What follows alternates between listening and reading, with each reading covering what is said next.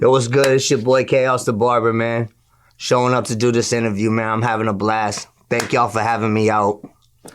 Like I said, it's your boy Kaos Da Barber. I'm an extremely dope person, and y'all gonna get to know me today.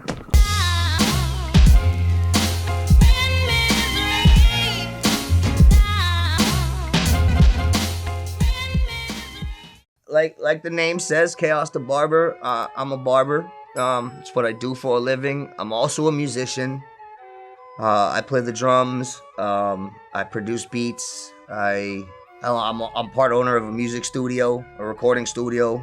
I shoot videos. I'm learning how to mix and master music better. You know what I mean? I just feel like there's nothing I can't do. You know what I mean? If I put my mind to it, like, I'll do it, and I'll learn how to do it. I've been a licensed barber for almost 5 years now. I'm a master barber in the state of Massachusetts. I hold that license and I hold that title, and I'm very, very proud of it. It's something I worked very hard for. It took me 1.5 years of school, plus 2.5 years of being in a shop underneath master barbers and learning the trade the right way, and also passing 2 very difficult state boards. So it's been going on 5 years now, and I own my own shop in Westfield, right down the street, right up this, actually on Elm Street. And it's just been a total blessing, man. It's taken me so many places. It's taken me to other countries. I've been to England.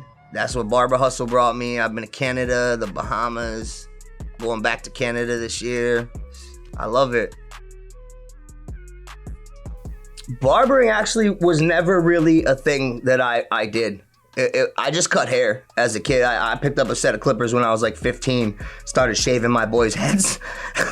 And that's how it kind of it went from there. And and then I got so many friends that I messed up their heads over the years and just left lines and then tried to figure out how to get it out. And they were getting a shaved head anyway, so they didn't care, So they let me practice, and I just got better and better and better. And then I always was a cook.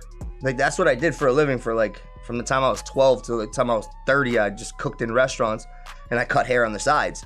And then one day I was cutting my boy's hair in my living room and he was like, "Bro, you should do this for a living." And I was like, "Nah, it's not my style." And then I said to myself, "What do you mean it's not my style? Go call the barber school, man. What are you doing?" You know what I mean? So I did that. And then later on that day, I was enrolled in school. And that was almost 5 years ago.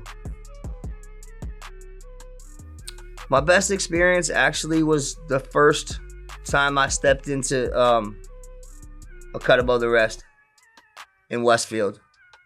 I was at a point in my life where I had just left another shop. I wasn't doing too good financially. Things were really bad for me. It was a week before my son's birthday, and I had to pay for this party and all of that, and I didn't know what I was going to do.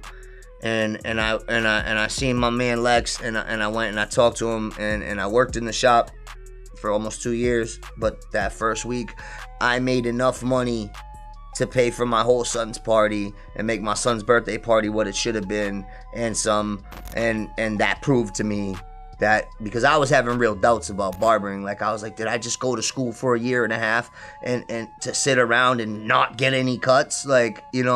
So I was really down and out, you know what I'm saying, about that, and that turned my whole outlook on barbering around completely, because I realized if I stick to it and if I show up every day, nothing can stop me. I'm gonna make the money I want to make. It's just all about how hard I want to work. Oh man, my worst experience. I think my worst experience was back to school days. You just so tired at the end of the day, those days, man, you just beat, you can't see straight, you're like, I don't want to see another kid for the rest of my life. You know what I'm saying? I don't know, I really haven't had too many bad experiences, man. Barbering has really treated me, except for, I think, maybe the only worst experience out of that was some guy wanted to fight me because he didn't like the haircut I gave him. But then he got over that, but that was the end of that. So it was given to me when I was 12, back in Boston. A couple of the OGs, they were like, I'm gonna call you Chaos, not with a CH, with a K. And it's funny because like I was a street kid, and like I never told nobody my real name. You know, I told people my name was Kevin, so everyone just thought Chaos, Kevin. You know what I mean? So for the longest time, everybody who knew me thought my name was Kevin. It's like that's not at all my name. So that's kind of how that came about. Like they was like, I'm gonna call you Chaos, and I was just like, okay. And it's been with me ever since. And I made a brand out of it. There's a fun Chaos fact. I am deathly afraid of spiders. I hate them little things, man. Don't bring no spider around me. Don't play no jokes on Chaos with spiders either, because I don't react very well to them. I just want to make sure I point at the camera and let everybody know who's watching. Don't play no jokes on Chaos with spiders. But yeah, I'm terrified of spiders, bro. If there's a spider over there, I'm over there, or I'm killing him. Dude, I am who I say I am. You know what I mean? There's no games and no gimmicks with me. I'm not a gangster. I'm not a tough guy.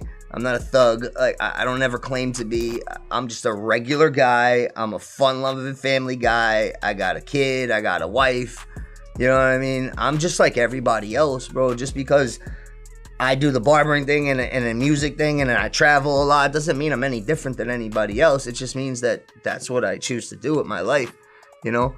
And I just want people to take away from, if they learn anything from me, that you can do anything you set your mind to. You know, as long as you put your mind and your heart and your soul into what you do, you will make it. And that's it. As long as people remember that, then I'm happy. If they take one thing from me, it's that.